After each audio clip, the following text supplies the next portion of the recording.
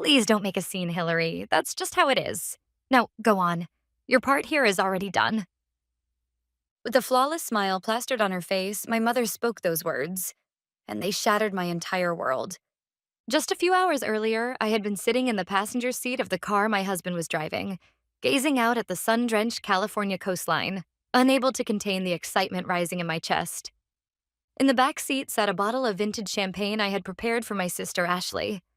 Soon, the house on the hill overlooking the ocean came into view.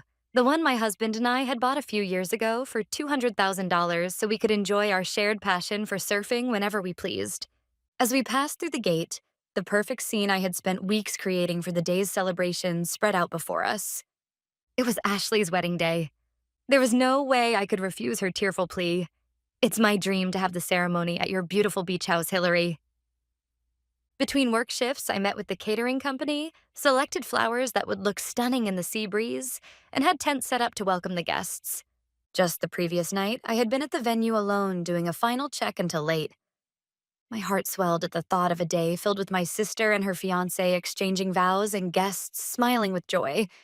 But what awaited me at the entrance was something I never could have imagined. Passing under the white rose arch I had chosen myself, I spotted a familiar face at the reception table. My cousin Doris. She looked a little tense as she checked the names of arriving guests. Doris, working reception must be tough. Honestly, Ashley can be so pushy, making you do all this.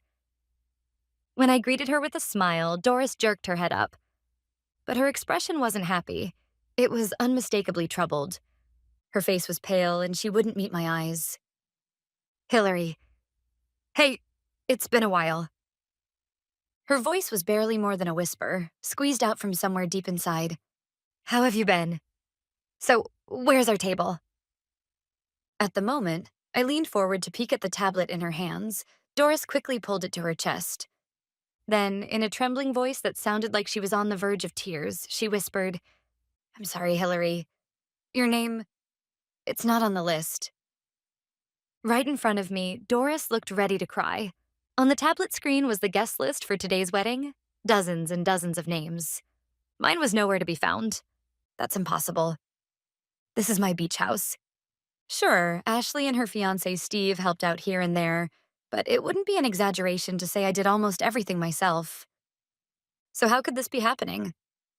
Doris, this has to be a mistake. Check again, okay? Hillary, Hilary. My voice quivered more than I expected. Doris shook her head sadly, her eyes filling with tears. I checked over and over. With Ashley and with your mom. They kept saying this is the final list, and also. She trailed off, then leaned in close to my ear. They told me, even if you show up, under no circumstances should you be allowed in. I'm so sorry. Those words were like a spell that could stop time itself. My mind went blank, and the noise around me faded. The cheerful laughter of guests in sparkling dresses and tuxedos felt like it was echoing from behind thick glass. A cruel prank? An elaborate surprise? A misunderstanding? It had to be. I needed to ask Ashley directly. I was turning toward the venue when I saw her, my mother, standing in the middle of the lawn holding a champagne glass and chatting gracefully. I told my confused husband, wait here for a moment, gave the worried Doris a weak nod and walked straight toward my mother. She wore an elegant lavender dress, probably new for the day, and smiled radiantly. My father, though looking a little tense, stood proudly beside her as the father of the bride. When she noticed me approaching, my mother's expression tightened for the briefest moment, then immediately smoothed over into her usual perfect serene smile. Oh, Hillary, so you're here. Her voice carried no emotion at all. It was the tone you'd use to greet a neighbor who happened to pass by. A shockingly distant formality. What do you mean, you're here? Mom, what's going on? My name wasn't on the guest list. Doris was confused. This is some mistake, right? I fought to keep my voice steady. Deep inside, I was begging for her to say, yes, you're right. I'm sorry, it was an unbelievable mistake. And I'll go tell Doris right away. But the words that came out of my mother's mouth crushed my faint hope without mercy. She looked straight into my eyes, lowered her brows slightly as if troubled, and said, Please don't make a scene, Hillary. That's just how it is. Her flawless smile stayed fixed on her face. What do you mean? That's how it is. My voice had shrunk to a barely audible whisper. My heart felt like it had turned into a block of ice, cold, heavy. My father, desperate to avoid getting caught up in our frozen exchange, shifted his gaze toward the guests, pretending to scan the crowd. He was always like this, never once defying my mother when it mattered. His silence was just another quiet endorsement of her tyranny. Without sparing him a glance, my mother continued, unconcerned. You understand, don't you? Don't pretend you don't. Her voice sharpened. Listen, today is Ashley's big day. She's the one in the spotlight. With you here, you end up overshadowing her, don't you? It's always been that way. You always outshine her. Just this once. Let her have her moment. Ignoring the despair tightening around my chest, she went on, and besides, you provided the house and you helped prepare everything. Isn't that enough? I'm grateful. Now go on. Your part here is already done. She spoke to me like she would to a stubborn child who refused to behave. Grateful? I wasn't invited because I would outshine Ashley? I couldn't begin to understand the logic. My brain actively rejected it. I don't understand. You really are a difficult child. Stop making this more complicated than it needs to be. My mother's voice rang out, cold as ice. You'll ruin the party. Just leave. Your role here is already done. And with that, she turned her back to me and resumed her conversation with a nearby relative as if nothing had happened. My father glanced at me once, but there was no guilt in his eyes. Only resignation. I stood there, frozen. In the middle of my own beach house. In the center of the party I had poured my heart into preparing. Utterly, completely alone. Your part is done. Her words were lodged in my chest like a knife and refused to budge. What had my part even been? To provide the venue as the owner? To serve as a convenient source of labor for preparations? Like a sleepwalker, I turned on my heel. The glittering decorations, the beautifully arranged tables, the joyful laughter of the guests. All of it, which should have been the result of my hard work, now felt like a stage built solely to mock me. At the entrance, I saw my husband waiting, his face worried, blurred by the tears I hadn't even realized were welling in my eyes. Hillary, what happened? What did your mother— His voice sounded distant. I interrupted him, whispering just barely loud enough to be heard. Let's go home. He must have understood everything from my expression. Without asking anything more, he wrapped an arm around my shoulders and led me toward the car. When the door shut and the noise of the world was sealed outside, something inside me snapped. She said my part is done. She said I overshadow Ashley. That's what she told me. The feelings I had held down for so long burst out. This is our beach house. We did almost all the prep work. And I wasn't even invited. How could they do this to me? It's cruel. My husband stayed silent while listening to me. It's always been like this. When I paid off Ashley's $10,000 debt, not a word of thanks. When Dad messed up investing and I had to pay $30,000 in repairs, nothing. The more successful I became, the more they treated me like a convenient ATM. Always spoiling Ashley, leaving all the cleanup to me. I'm done. I've had enough. When I finally fell silent, my husband took my hand and gripped it firmly. Yeah, that's enough. His eyes were strong, unwavering. You kept quiet because you care about your family, but this isn't family. You've given them more than enough. His words took the fire in my chest and turned it into something colder. Steadier. A solid, unshakable resolve. I met his gaze and nodded quietly. We didn't need words anymore. Together we turned and looked back toward the wedding venue. I had prepared the perfect stage for them. And if you prepare a perfect stage, the finale must come at the most dramatic moment. So I waited. Waited for the exact instant when every guest had gathered, the music swelled, and the ceremony was just about to begin. I told my husband, just wait a little longer, stepped out of the car and slipped through the back entrance of the beach house so no one would notice. I went into the study and took from the safe the folder containing the deed, the proof that I was the owner of the property. Holding it tight, I returned to the car and waited in silence. From the car window, I watched the party. The music rose, and the guests all turned in one direction, applauding. It seemed Ashley and Steve, the stars of the day, had begun walking down the aisle. The ceremony was about to start. Now. I took a deep breath, pulled out my phone, and tapped 911. 911. What's your emergency? In a calm, low voice, a voice steadier than anything I had ever heard from myself, I replied, There's an incident. A large number of people have trespassed onto my property and are holding an unauthorized event. The address is. After finishing the call, I hugged the folder to my chest and waited quietly. 15 minutes later, when the flashing red and blue lights appeared at the end of the long driveway, I felt the corners of my lips lift in a faint smile I couldn't suppress. The police cars made their arrival known to everyone with blaring sirens that cut through Ashley and Steve's wedding vows. The sudden disruption sent the guests into an uproar. The music stopped, and even the officiant's blessing was swallowed by the wind. In the uneasy silence, as the sirens grew louder, people looked around at one another in confusion, hushed whispers spreading like ripples. Through that growing chaos, I walked toward the altar, the deed pressed to my chest. With each step, I felt the invisible chains that had bound me for years creak and finally snap apart. Ladies and gentlemen, I'm terribly sorry to cause a disturbance. My clear, steady voice rang through the venue, and every gaze turned toward me. Ashley, in her pure white wedding dress, stared at me as though I were a hallucination. Her expression shifted from shock to fury in an instant. My mother, seated in the front row, had turned deathly pale, her lips trembling uncontrollably. I am Hillary, the owner of this property and the house you are all standing on, and I have contacted the police to report trespassing. That was the spark. Hillary, how dare you do this? My mother was the first to snap out of it, screaming at the top of her lungs.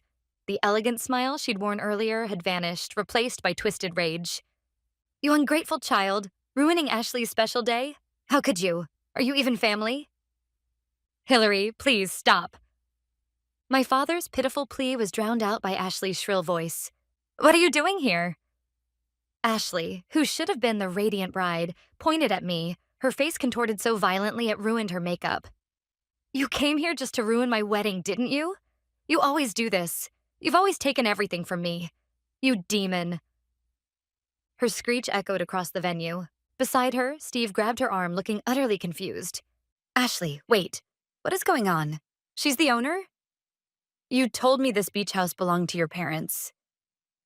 Did you not get permission? Ashley fired back incoherently. She's my sister, just a spiteful sister. This is a mistake. She's just jealous. Jealous? Steve frowned, disbelief clouding his face. So you lied to me? You invited me, my parents, my relatives, onto property you did not have permission to use from the actual owner? I caught sight of Steve's parents sitting in the front row. Their faces were stone-like, filled with confusion and unmistakable contempt. At that moment, several police officers entered the venue, pushing through the panicked guests as they made their way to the altar. One officer took the deed from my hands, scanned it, and nodded firmly. Then he walked straight toward Ashley, who stood frozen in place. Are you the organizer of this event, Ashley? His calm, official tone echoed through the silent venue. Did you receive formal permission from the property owner, Hillary? Why are you asking that? She's my sister. She's family. Why would I need permission? Her desperate protest was cut down mercilessly by the officer's level voice. Even if you are family, entering private property and holding an event of this size without the owner's permission is unlawful. It constitutes trespassing. As the organizer, I must ask you to come with us to the station. Those words were the gong signaling the end of this absurd farce. No, let go of me. I'm the bride. Ashley thrashed, the hem of her white dress whipping wildly as she resisted. Steve, help me. Say something. But her fiancé, the man she desperately sought rescue from, only stared at her with eyes as cold as if he were looking at something filthy. Then he quietly stepped back. There was not a shred of love left in his gaze. Held by both arms, Ashley was dragged backward down the aisle she had just walked. The reverse bride before a stunned audience. The curious, disdainful, and pitying looks of the guests rained down on her like 1,000 arrows. I could even hear the faint sound of some guests recording the unprecedented scandal with their phones. Oh, my poor Ashley. My mother collapsed to the ground, sobbing. but not a single person around her offered sympathy. My father stood there ghost like, shrinking under the sharp, accusatory stares coming from Steve's father. The wedding was canceled.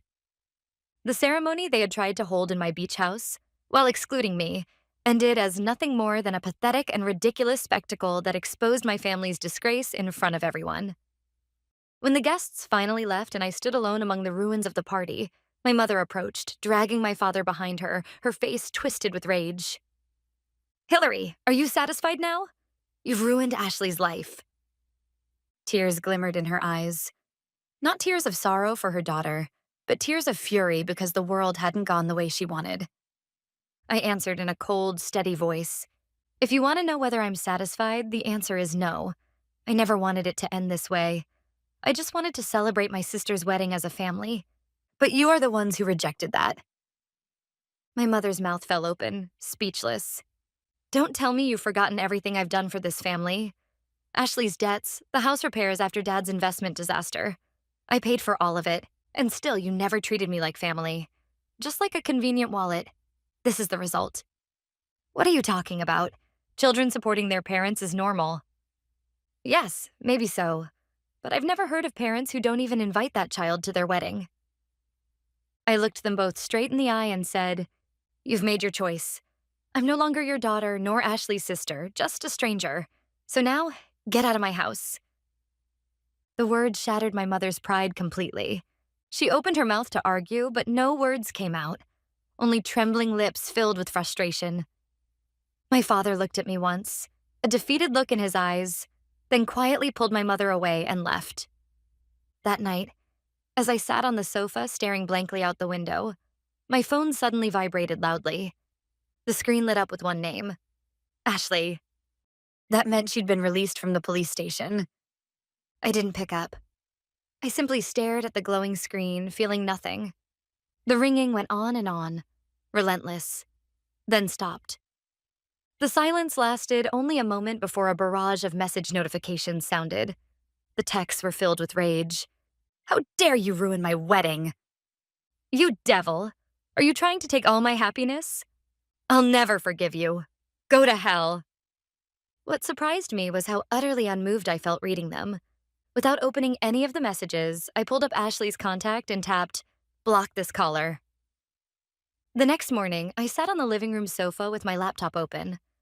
My emotions, exhausted from everything that happened, had gone strangely calm, like the sea after a violent storm. I made coffee. My husband sat beside me, handing me a mug. At the sound of his gentle voice, I lifted my gaze from the computer screen. Thank you. Did you sleep at all? I quietly nodded in response to the worried look in his eyes. Yes, and I know what I need to do. I turned to him and said clearly, the financial support I've been sending my parents every month, I'm ending it today. He listened without interrupting, then nodded firmly. That's right. You've more than done your part. His affirmation gave me strength. I logged into my online banking account. The first thing I opened was the list of automatic monthly transfers. There it was, the parental support fund I had set up 8 years ago. Without hesitation, I moved the cursor and clicked Cancel Transfer. I let out a long, deep breath. The chains that had weighed heavily on my shoulders for so many years had finally been broken. Hillary! My husband, who had been quietly watching over me, leaned in with concern. There's one more thing we need to check. About 4 years ago, didn't you become the co-signer on Ashley's credit card? I frowned. I had completely forgotten. Back when Ashley had just started working at a boutique, she'd cried to me that she couldn't get a card without social credit, so I had agreed to be her guarantor for one of them. I'll cancel it immediately. Whatever she spends from now on has nothing to do with me. Good, just keep in mind. Legally, if she racks up charges before you complete the cancellation, the credit company might still contact you. Yes, I know. If it happens, it happens. I no longer cared about Ashley's future at all. I logged into the credit card company's website and found the section titled Cancel Guarantor Agreement. After entering the necessary information and clicking confirm, the process was completed almost too easily. Then I went through every financial institution and insurance company I could think of. updating all my information so that none of my family could ever act on my behalf in any way. Now they wouldn't even be able to access my asset information. When everything was done, I closed my laptop. From here on, the real reality would hit them one by one. The monthly financial support would stop. Ashley's credit record would forever hold the scandal of being arrested as the bride at her own wedding, destroying her social credibility.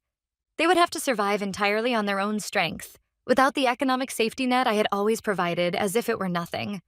Would they be able to do that? That weekend, I contacted the villa management company.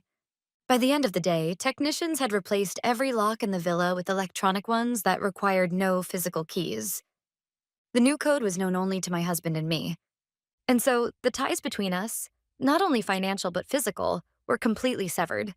As expected, for the next month, my phone rang like a storm. For the first few days, there were hysterical, angry messages from my mother and emotional voicemails from my father appealing to my pity. When they realized I wasn't going to respond at all, their messages began changing. From anger to desperation in the face of reality they could no longer ignore. Then, exactly 1 month later, a tearful voice message arrived from Ashley. The sister who had never apologized to me, not even once, kept repeating, "I'm sorry," in a trembling voice. She must have finally reached a point where she couldn't make her monthly payments. But none of it reached my heart anymore. Without responding a single time, I added every one of their contacts to the block list. Their pleas, their anger, their regret. All of it became nothing more than meaningless noise muffled behind thick glass. 6 months have passed since then. My life became astonishingly peaceful. I still heard bits and pieces about my family from my cousin Doris from time to time. Ashley, due to the wedding debacle, had her engagement with Steve completely called off. Naturally, a bride being escorted out by the police in front of the wedding guests was an unprecedented scandal. But an even more shocking truth reached me a few weeks later. According to Doris, Steve's reason for breaking off the engagement wasn't just the wedding scandal. After I removed myself as guarantor, Ashley's credit card was suspended, and her finances collapsed instantly. As Steve looked into her debts, he finally discovered the truth. Ashley had been hiding it. She was addicted to gambling. Those words made me catch my breath in shock. Gambling addiction? It was the first I'd heard of it. I remembered the $10,000 debt I quietly paid for her years ago. She'd cried then too, saying she had overspent on shopping. I had believed her. I'd thought it was just immaturity. But now, instead of anger, a hollow sense of understanding washed over me. So that was it. The money I had given her, maybe none of it ever went to clothes or handbags. Maybe it all disappeared into gambling.